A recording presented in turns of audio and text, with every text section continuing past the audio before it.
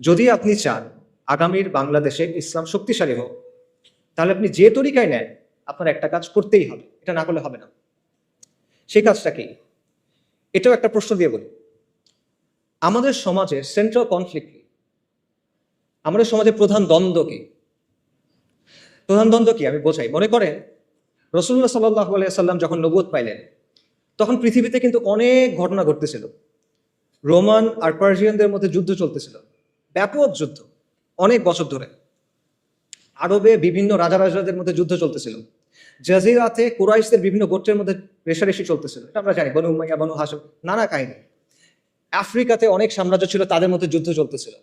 এই সময়ের মাঝখানে আপনি যদি ওই সময়ের একটা পেপার পাইতেন, মনে করেন ওইখানে আসলে রাসূলুল্লাহ সাল্লাল্লাহু আলাইহি ওয়াসাল্লামের নিউজটা যখন উনি নবুয়ত পাইছেন, এটা কোথায় আসতো? মনে করেন ৮ নাম্বার পেজে ছোট্ট একটা ইঞ্চি করে একটা খবর আসতো, তাই না? কিছু না আসলে মনে করতো মানুষ। বাট